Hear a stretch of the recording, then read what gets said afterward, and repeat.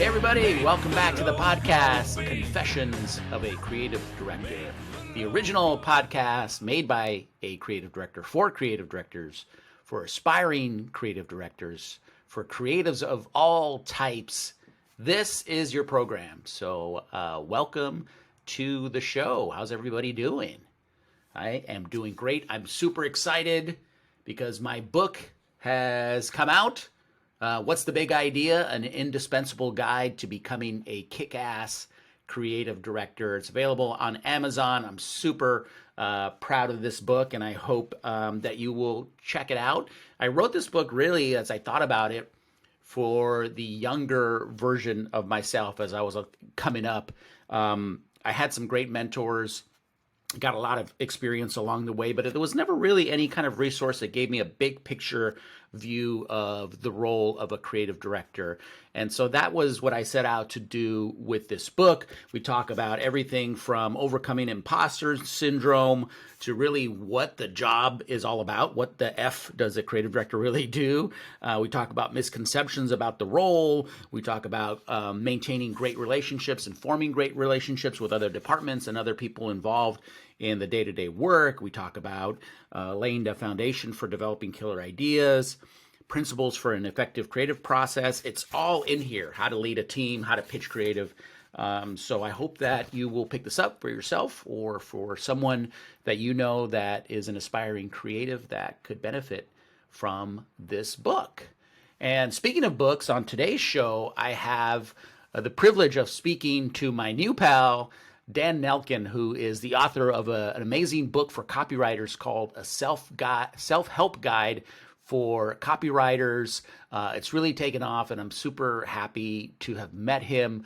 He's just a really great guy. This episode is filled with all kinds of really great nuggets of wisdom, so be sure to have your notepad and your pen ready to take a lot of notes because you're going to get a lot out of this episode.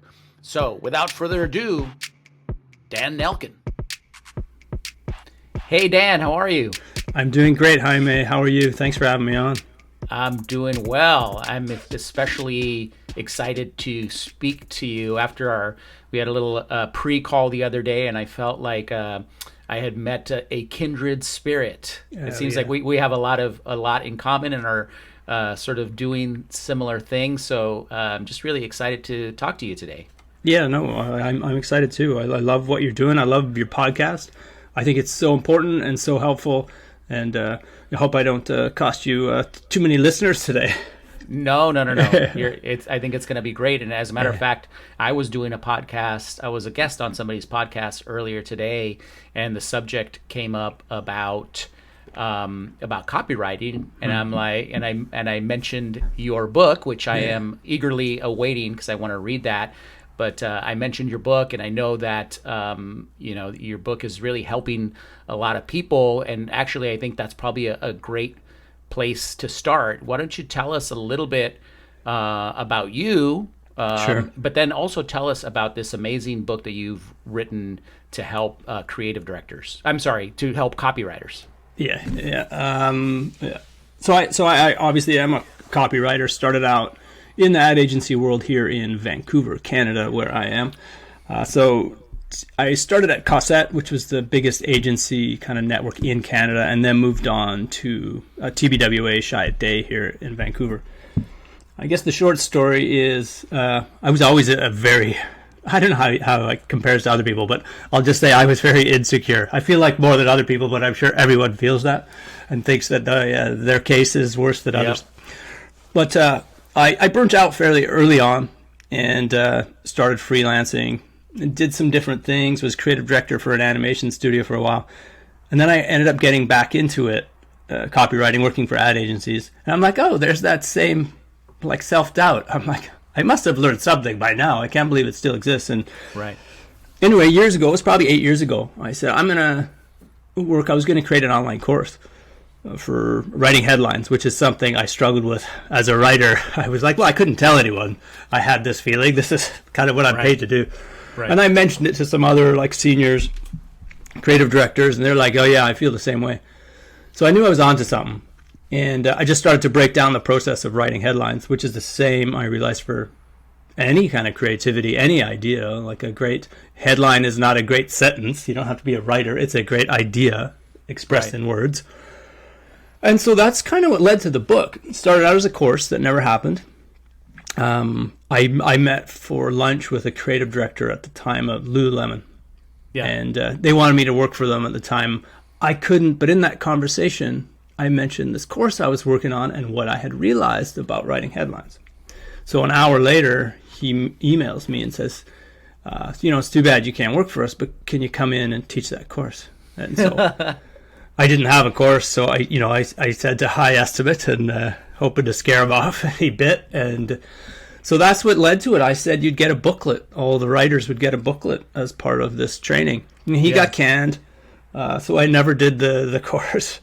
And it was the start of a booklet. So 7 years later, it's called A Self-Help Guide for Copywriters. And it's just what I always needed. And, you never know who needs what or how it will help other people. So I just stayed true kind of to what would have been helpful to me in kind of an empathetic way and maybe a dumb way.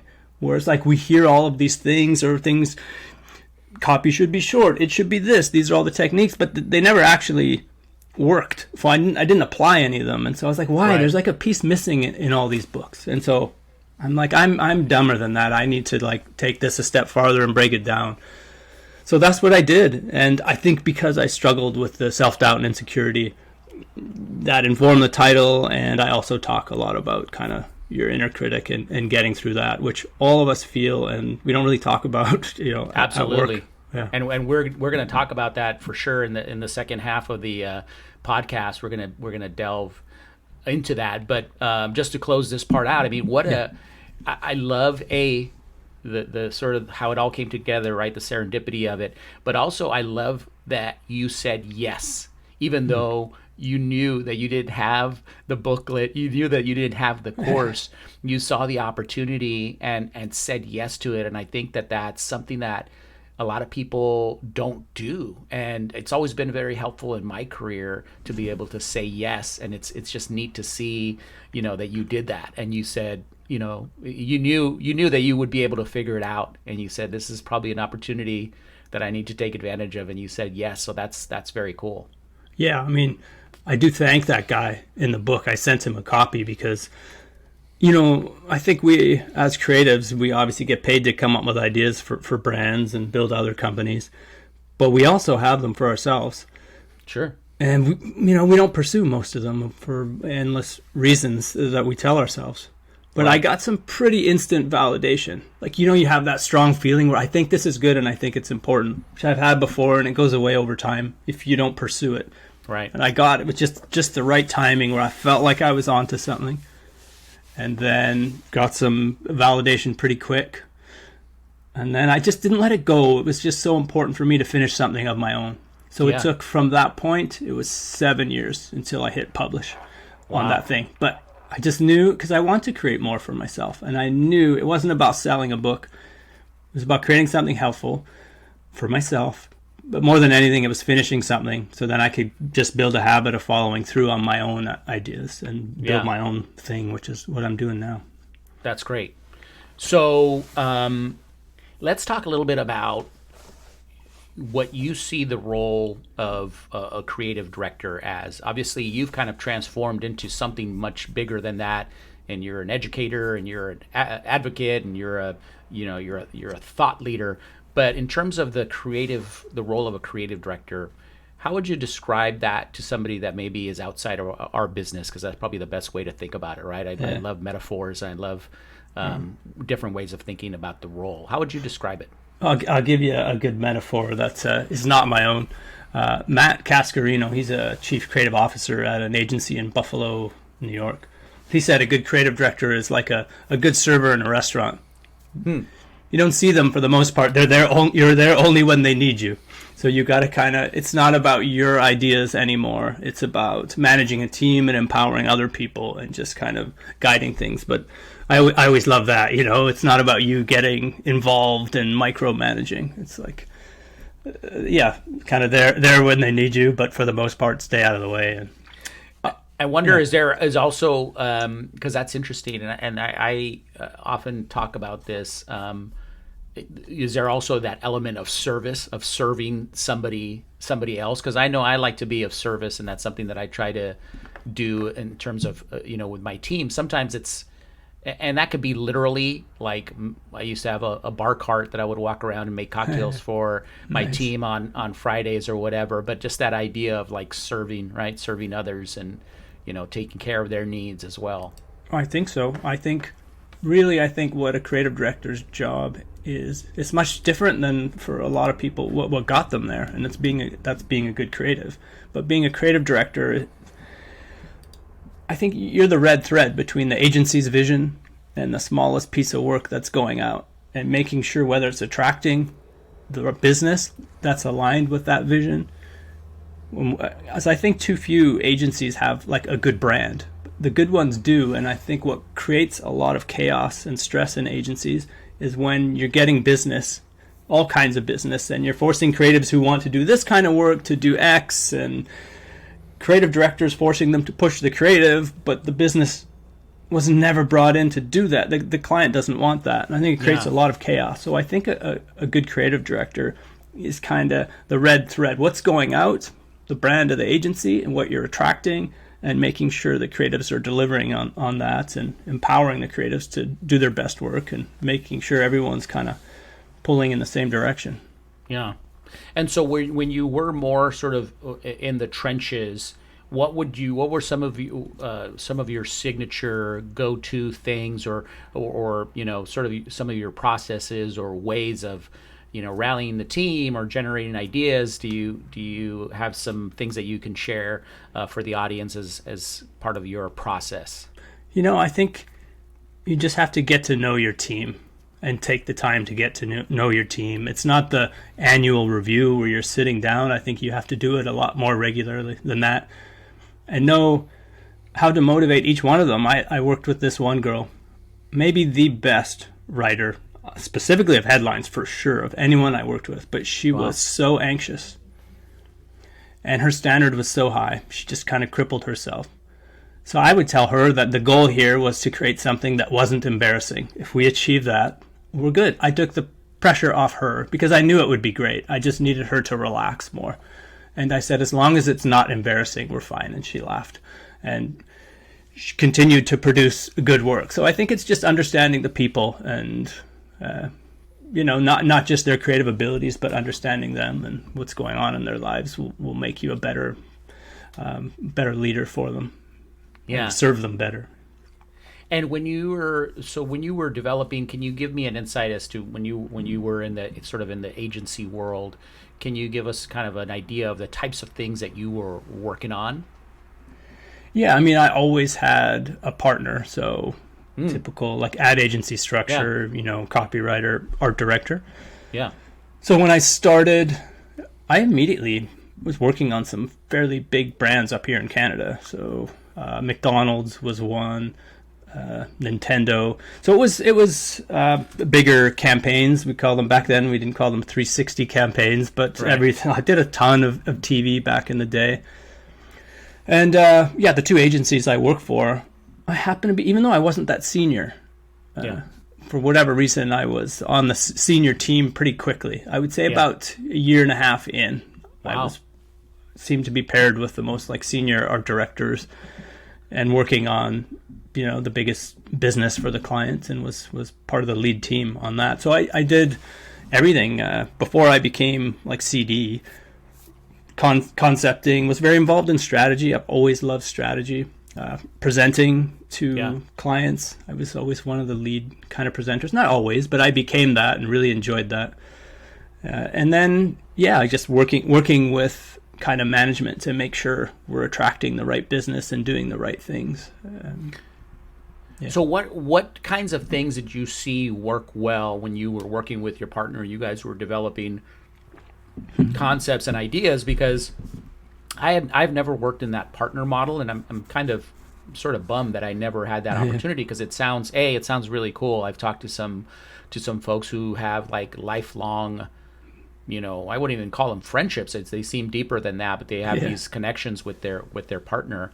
But how would you typically, and it sounds like you maybe switch partners, but What sort of things did you see worked when coming up with concepts, right? And what kinds of things maybe conversely did you see maybe that didn't work? I'm just curious if you can share some insights on that. Yeah, I mean, it's funny now. If I freelance, it still often works that way, where I'll be paired up with an art director, and I can see people who have this is I'll get to I guess the heart of your question after this, but when I'm paired up with someone who is more junior, I can tell they're like, it's almost like a first date and the first time you're working together, and they're kind of nervous. But I'm just here to do the work, and you have to find a way to kind of connect. But also, if you just get right into the work, they seem to be put more at ease. Often complimenting them on an idea early, so they're feeling good and not threatened and being supportive. But I think what's great about, for me, working with different people, especially different discipline. So an art director, they have different interests. They also speak a different language, of art direction. Right. So you learn more of that skill set.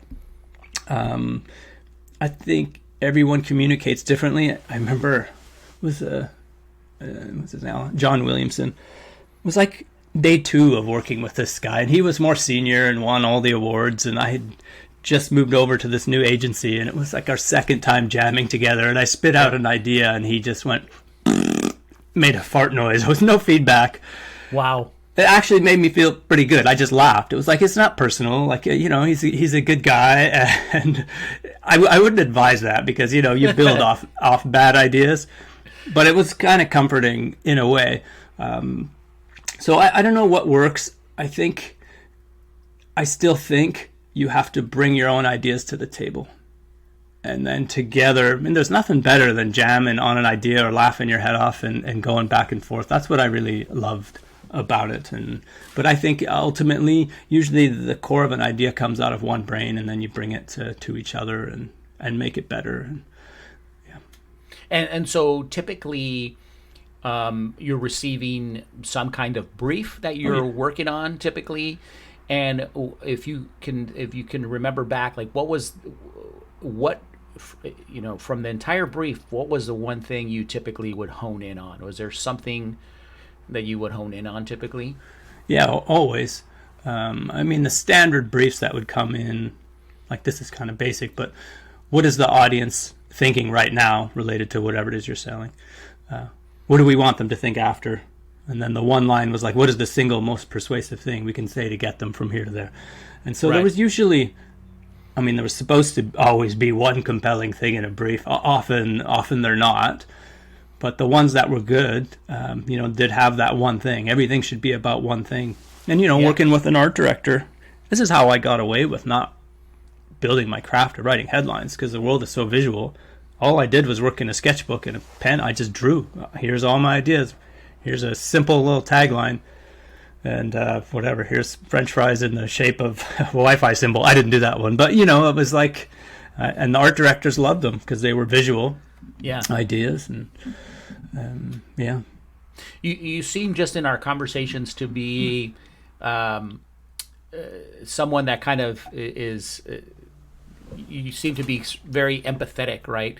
And kind of understand people. And you even mentioned it a little while ago about trying to make somebody comfortable and whatnot.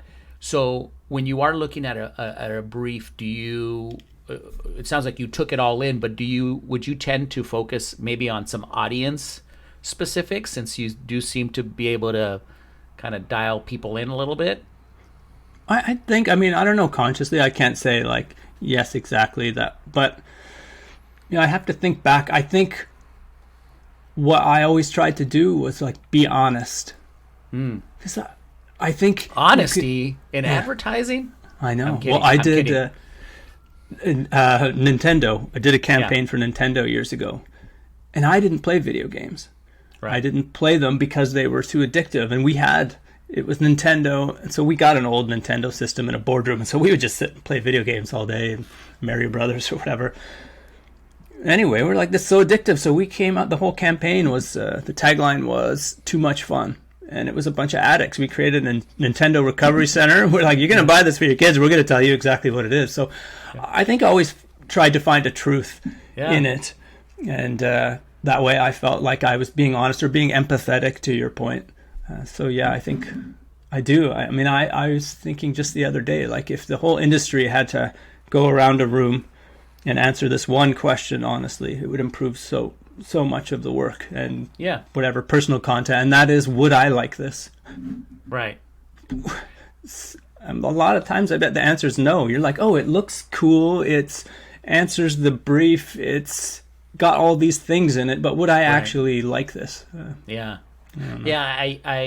just added in this. I had sort of a thought a few days ago. I'm like, I got to jam this into my book, and I was able to fit it in. But I've been doing this thing, and I'm trying to figure out, maybe you can help me, how to sort of build it out a little bit further. But I've been doing this little exercise, and maybe I'm going to say something that people are like, yeah, I've been doing that for years. But it's what I like to do is when I'm watching TV and I spot a TV ad that really kind of strikes me in some way, I try to reverse engineer it, and I try to get back to what was the insight or what was the human truth that they started with that led them to this, right? And you can sort of look at, well, did they use humor or is it serious? And what type of people were in the ad? Does that give you a clue as to who their target audience was? And I try to reverse engineer it. But I think the things that strike me the most, and I probably think it strike consumers the most, is things that are real and things that are honest. And you're like, oh, I can relate to that guy. Because when I bought insurance, I did feel like an adult, right? Like those commercials for Progressive, right? You're going to turn into your parents. And like, I get that insight. It's like you feel adult and you're kind of, taking the next step. But I do agree with you that I think, when you can find that honest human truth, the work is better, as opposed to trying to sugarcoat it with all kinds of other stuff. Yeah, I think when I started my career, I thought being creative meant coming up with something like no one had ever thought of or heard of, and I just came up with some wacky shit. Even that Nintendo campaign was crazy, even though it was born out of a truth. And then I realized, I remember the campaign and the brief. It was some TV spots for a scratch and win like lottery tickets, and they were really pushing things to be more everyday. And I was kind of resisting. And so on an act of defiance, the night before the presentation, I wasn't happy with all of our spots. And they said, it has to be about couples. We want it to be couples, relatable scenarios. And I thought, okay, well, what are some obvious things it was, honey, does this make me look fat? I used that joke. I was like, how would I turn that on its head? And I did. And that thing went on to win a bunch of awards. And I realized, I remember the guy was sitting watching football, eating chips, and she walks in and she said, honey, does this look good? And he went, yeah, it looks great.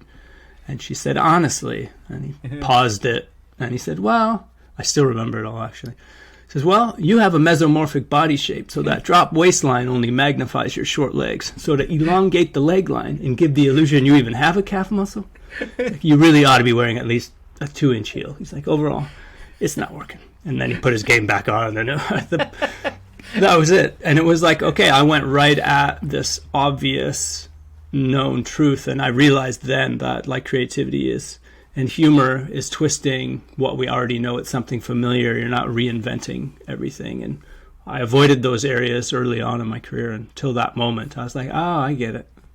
Wow. Yeah. That's cool. I'm gonna have to mark that one in my. I'm marking that here in my system here because that's a great story. Mm-hmm. Wow, that's really awesome. So that's sort of a lesson that you landed on and you sort of taught yourself, I guess. Have there been other lessons or other key things that a mentor imparted onto you, or that somebody that you follow kind of shared with you, or what are some of the great lessons that you've learned through your journey? I mean, I picked up a lot of subtle little things along the way, for sure. One thing that comes to mind is, we have mentors in positive ways and negative ways. You can learn from both sides.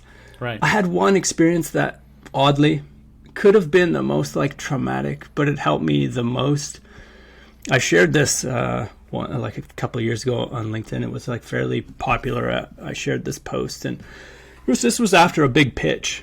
and we were out celebrating. Me and the creative director were the only two. I presented the work, and we were out celebrating with the team, and we were drinking, and he had probably had too much.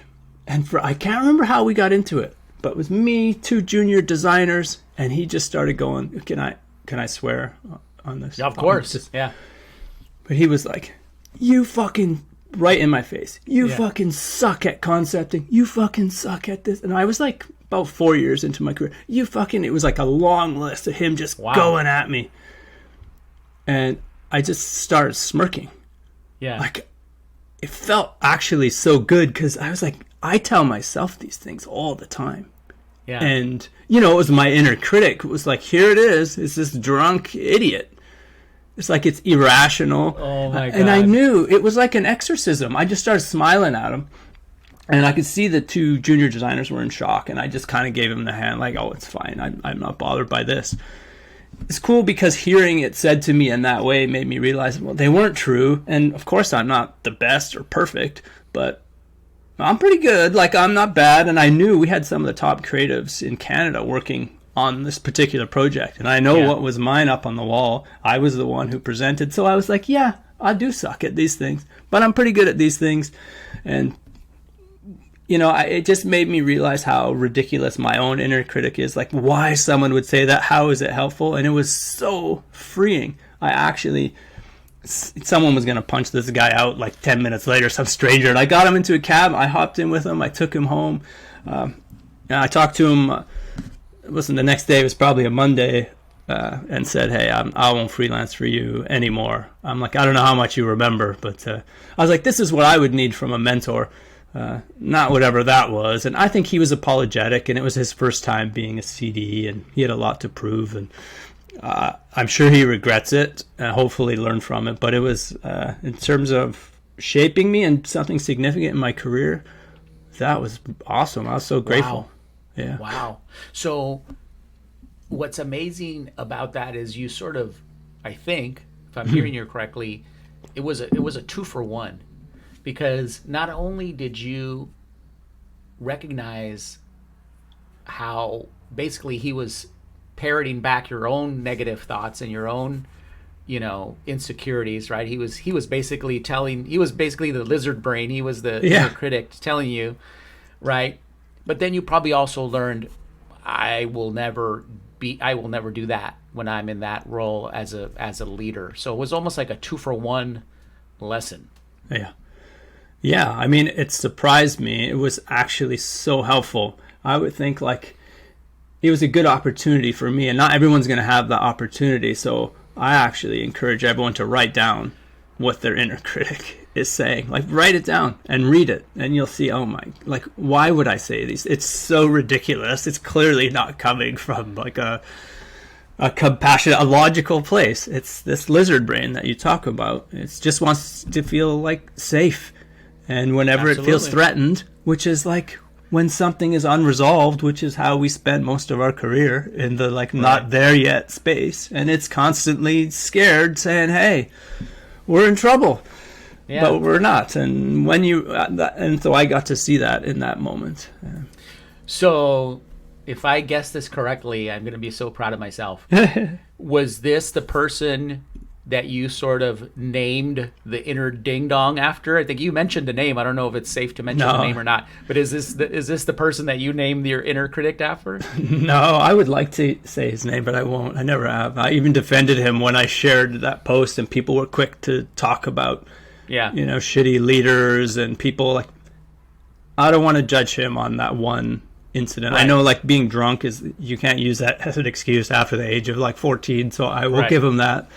But he was going through some other thing. I think so. He had his own internal demons that he had to figure out. Yeah, and I'm sure he probably wanted to give me some feedback, and he just didn't know how. And So I don't know, but no, I didn't. I won't say his name, but no, I did name my inner critic. I visualized him as this little 6-year-old boy who pisses his pants. His name is Alan. Oh, that's right. I forgot about the 6-year-old part. Yeah, Alan. Yeah. Alan. So when I do hear the voice, still, as I still hear him, I'm just like, oh, hey, Alan, and I picture this boy who's pissed himself, and off he goes, and I just keep working because it is ridiculous. And now that I have a 6-year-old, I realize, I'm like, that's about the age. I see him freaking out over things he can't do, my son, and I'm like, oh yeah, I still do that. That's Alan. Oh my gosh, Alan. Okay, Yeah. This is a perfect segue Okay. into the second part of our conversation here, and it's really about, I think you and I sort of have a shared mission, but I want to talk about yours. And when we were talking the other day, you truly want to help people, creative people, copywriters specifically with your first book. Yeah. But your goal really is to just help people. Would you say that that's true? I think so. I think it took me a while to realize that. I think everyone wants to be helpful. I think it made sense once I started doing this work that I cared. I always want to do great work. I still do work, but I always cared more about people than the work. And so I'm now able to marry those things. So I'm just sharing what I needed help with. So I think the further down this path I go, I have a book, I have a course, I'm working on another course, I'm doing some other things, and what I want to do ultimately is help other creative people create for themselves. Right. So I want to help them create more efficiently and with more confidence than I had for brands. And then I want to help them do the same, but creating stuff for themselves, like you doing this podcast. You have your book. I mean, that's why we're chatting today. I think the rest of the world will be shocked at how much thought goes into the work we do as in advertising or as creatives. Right. That if we are able to create on social platforms or whatever, our bottom is so much higher than most of the crap that's being produced. So we have usually healthier timelines, or more thought goes into a campaign. But to turn things around in a day or two, if we can figure out how to do that, which I think we have to, and do it for ourselves, like I say, our bottom is way higher than most of the stuff is out there, and we would improve social media by so much if we get past whatever's stopping us, which is a lot of things. Yeah, and so your book is called a self-help guide for copywriters. Yeah. And like I said, I'm anxiously awaiting my copy here. But tell us, I mean, what part of it is, and I make a joke on the podcast that this podcast is like therapy for creative directors. What part, if you had to break it down, what part of the book is about that kind of self-help and that kind of silencing the inner critic versus the nuts and bolts about how to write better headlines and how to write better copy? Like, if you had to say, is it half and half? Is it? I would probably say it's 75% craft and 25% therapy, maybe less. I mean, everything is tied to creative. I'm not sharing inspirational quotes about finding yourself. It's like anything that is in the self-helpy side of things is tied to timing your creative sessions, for example, knowing your creative energy. Most of us are like, there's a great book called Mind Management, not Time Management. Like, most creative people in industries don't know anything about the brain. Yeah. That's the only thing we really need to do our jobs. And we expect it to do things. We keep it up late at night. It's like a terrorist interrogation, wait until it spits out ideas. That's actually not how a brain works. Yeah. But most of us don't know how. And then you go back to our brain hates it, or lizard brain, when something's unresolved. So it never wants us to stop. But actually, you solve things by walking away from them. So that's self-helpy. That's as self-helpy as I get. Sure. So it all comes back to the work. Now, talking about this, I'm super fascinated about this, and I don't know if you're familiar, if you've read Daniel Pink, A Whole New Mind. Yeah, I have. Have you? Yeah. And he talks about all that, right? About how, he talks partly about I think he wrote a whole separate book about the right time to do things, creative things, and when to write and things like that. I think he says it's the afternoon. But I agree with you that a lot of times we stop as we rise up the ranks, we stop learning about things either related to our craft or related to things like the brain that then are directly related to what you do, because everything that we do is with our brain, right? And I wonder, what your thoughts are about that, and if this is also part of your own quest to just continue to learn, right? By doing, you're learning by doing and by writing. Yeah. But what do you think about that? Yeah, I mean, I'm shocked really at how common self-doubt, especially creative people are more sensitive. Right. And how common self-doubt is. Yeah, it's part of building our craft. Like working on that directly, but also building our creative craft. Yeah, at agencies, for the most part, there's no real creative professional development. Yeah. This is where I feel like stuff's starting to pop up. I feel like it's time. Yeah. I think we spend all of our time thinking of ideas, but we need to think about thinking about ideas, maybe. That's what I think we need to do. We have to now to become more efficient, more confident. The history of creativity in advertising, or the purist, it's like just showing up at the blank page and waiting for the advertising gods to kind of deliver and just winging creativity. But if you don't know how you do what you do and you have no process, that's why you lack confidence. When you do what you said earlier, you're breaking down creative. All of a sudden, you doing that is identifying patterns. It's how to think. You're thinking about thinking.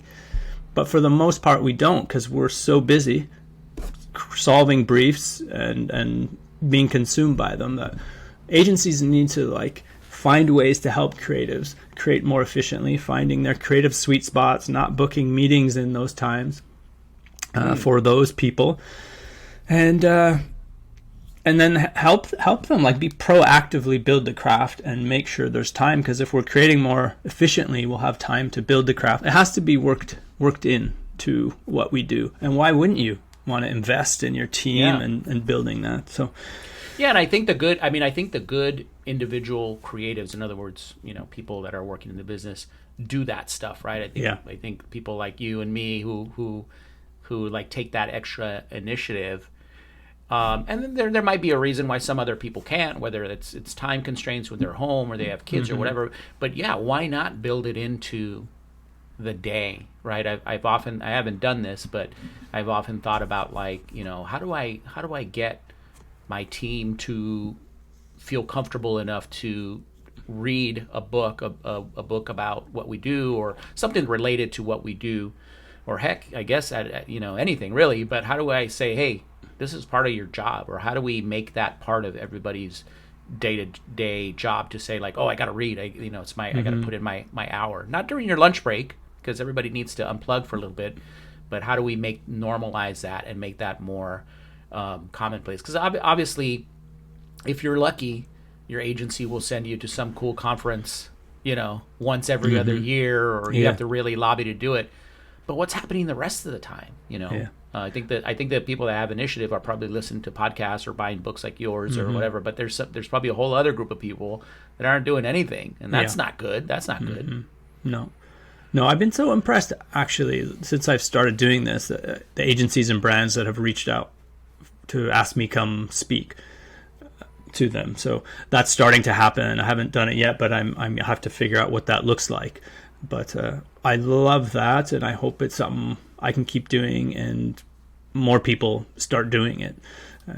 Just proactively working on our craft and getting off the hamster wheel. So let's workshop this now that we have the opportunity here. In your mind, or unless you don't want to, but you don't strike me as the person that wants to keep stuff bottled up. In your mind, what might that look like?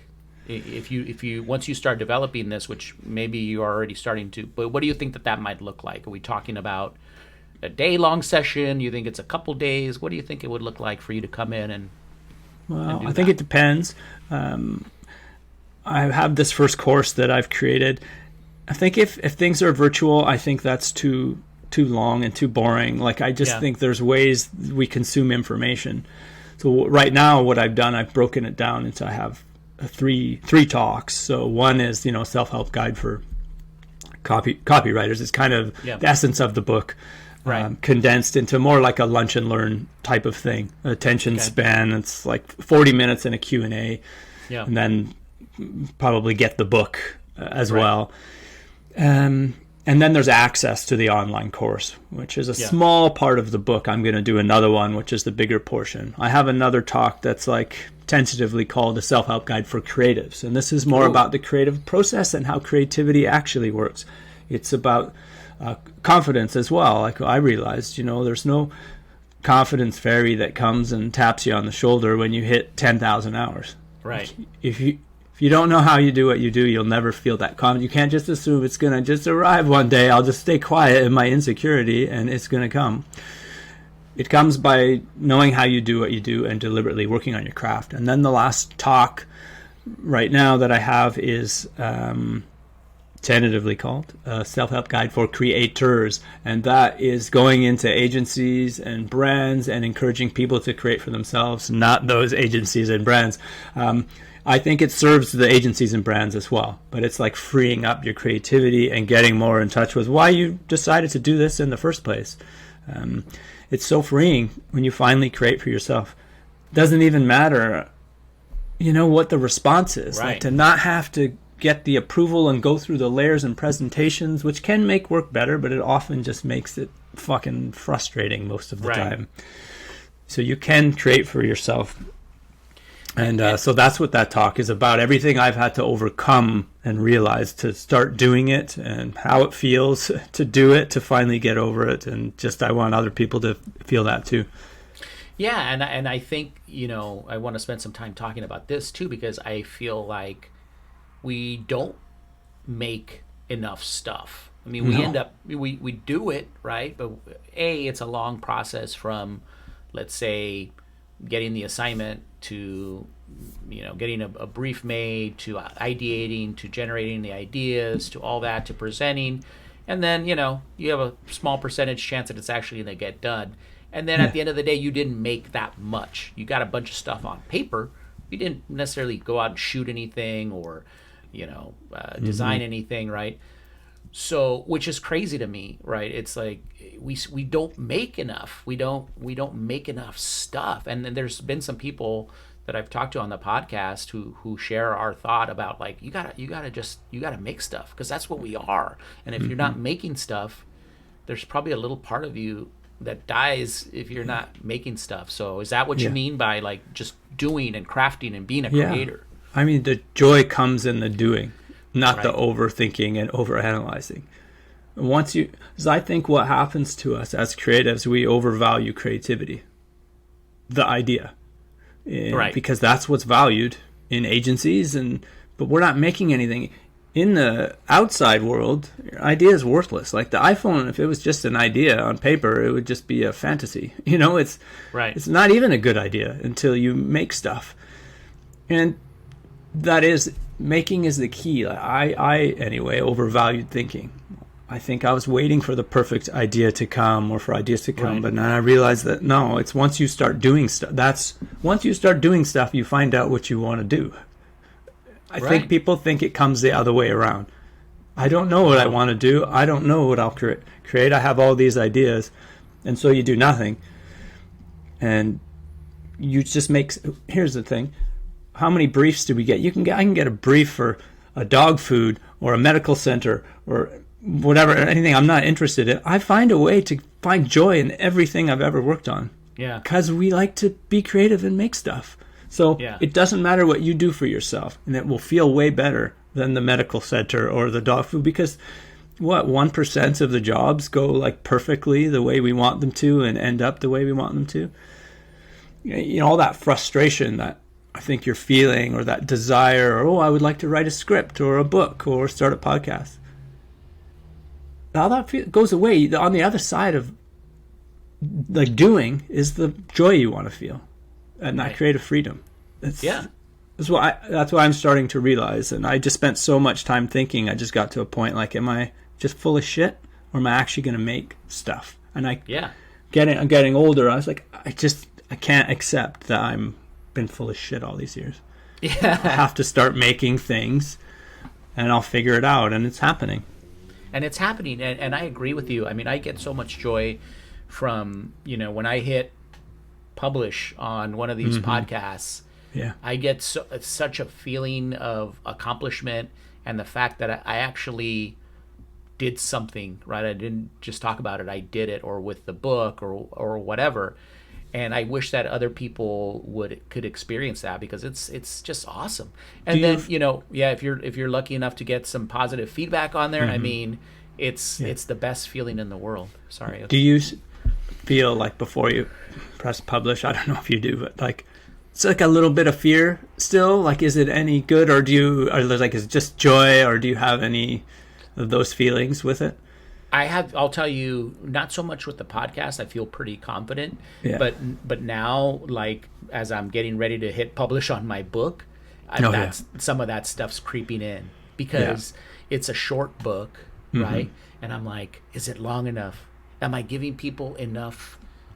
Is there enough actionable stuff in here? Are people going to read this and go, yeah, no shit, dude, I know all this stuff? Like that's what's creeping in right now. And that's kind of why, like, hence I dropped in that extra little section the other day, because I'm like, I want to drop this in because I think this is valuable. Maybe it'll add to my page count. Like, I'm nervous about this because it's my first time.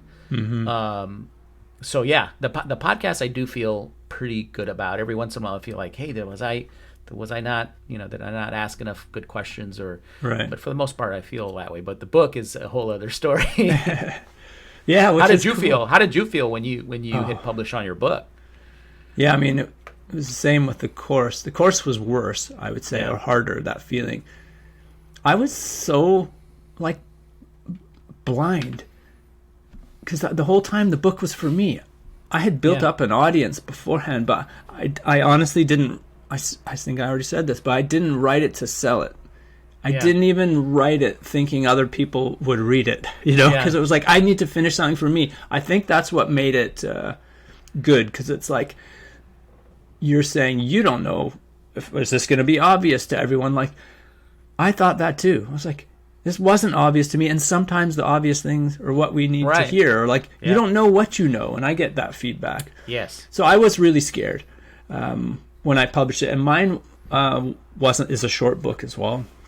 And I had ordered, so I pressed publish. So I had ordered my author copies, and they were like stuck. I don't know, it was like COVID times, and they never came. And I thought, well, they'll come by this time. I'm going to publish on this date. And I set the date, and I still hadn't received my copy. Yeah. So I'd never touched the book. And then I didn't change the date. I just published it, and I was like, I don't even know what it looks like or what it feels like. Does it feel thin? Which I shouldn't have done. And then I started to see it posted on social media. Oh, my God. I was like, I have to admit, I've never touched that thing. Like, does it feel like a book? I had to message the first person, like, privately. I was, like, so terrified.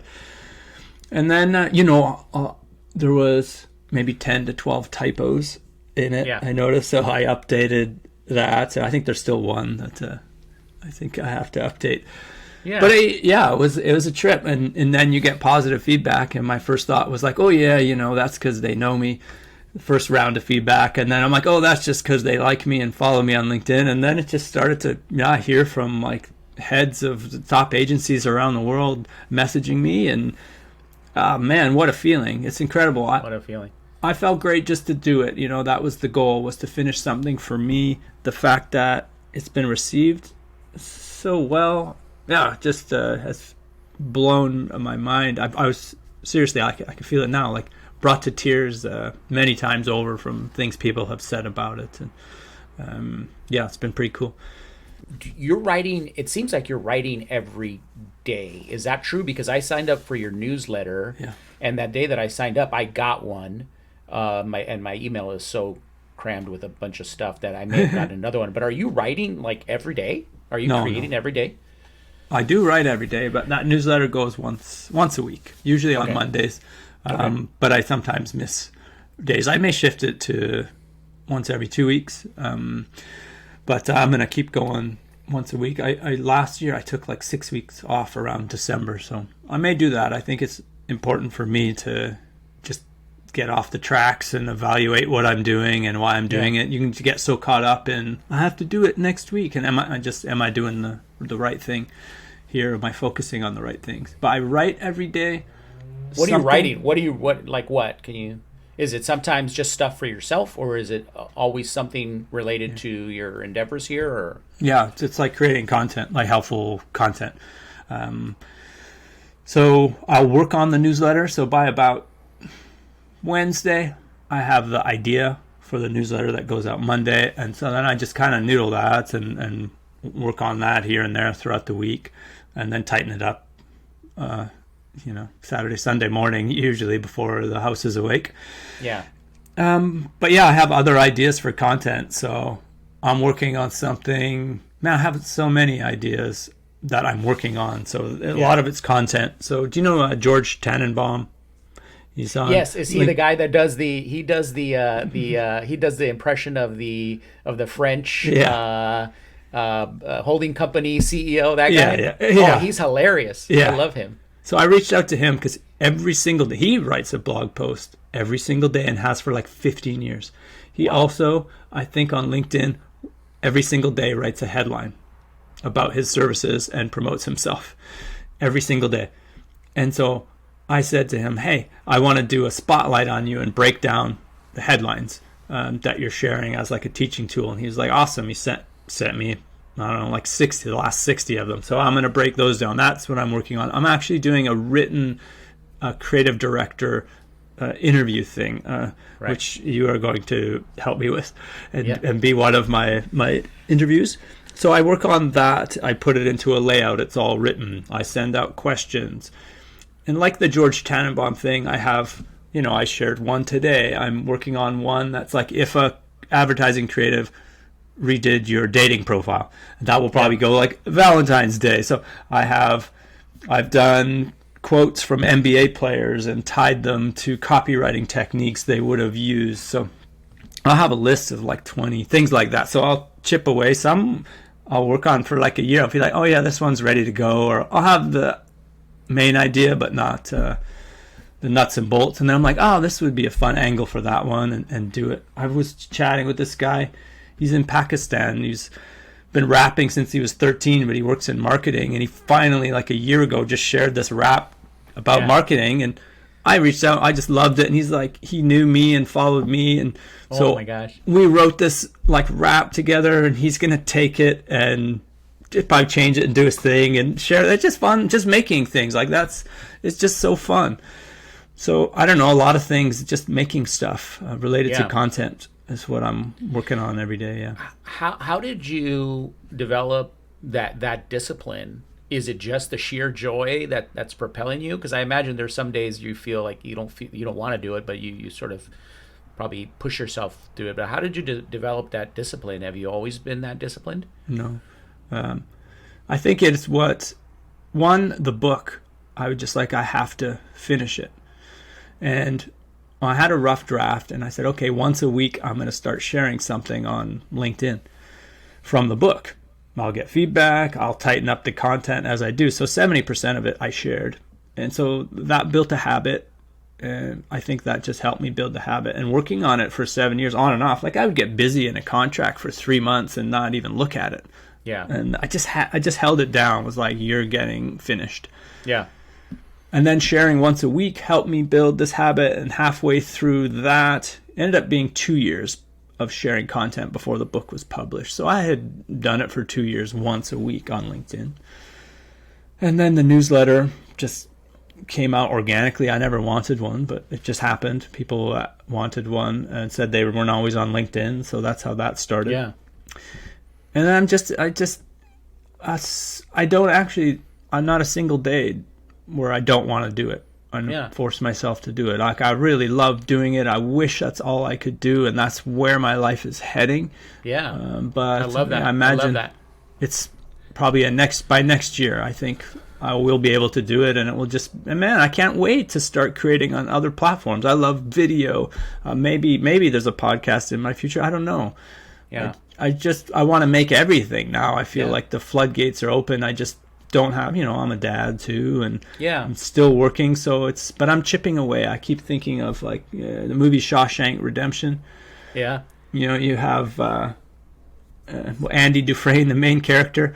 He would pull that poster back and just scrape away at the wall, put it down, Yeah. go out into the yard, and shake his leg, and it was like that quote, Andy Dufresne, the man who crawled through a river of shit and came out clean on the other side. Like, especially if I'm in a project that I'm not happy with, I know that even if I spend 10 minutes today, I'm going to scrape away at the wall, put the poster back, and keep going. Like, I guess it's like, I also love it so much. It's obvious to me that it's kind of effortless.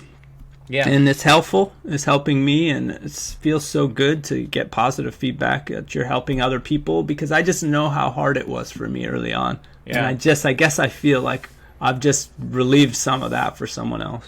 Yeah.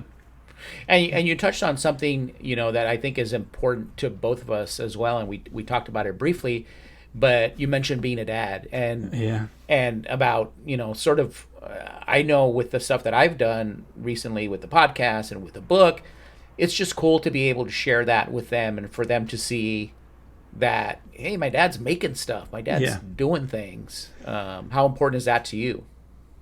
I mean, that was like a big driver for me to, finish that book. Like, once I had kids, to myself, I could be the guy who was full of it and all talk and all thought and no action.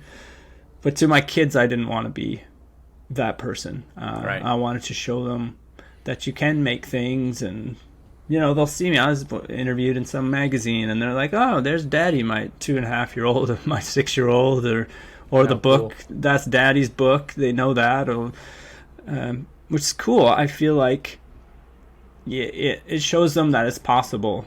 Even if I wrote a shitty book, they'd be like, "Well, I could write better than that." Whatever it is, like I just feel now it's so important, the things that fear me or the obstacles that come up. It's like as much for them. I need to overcome this.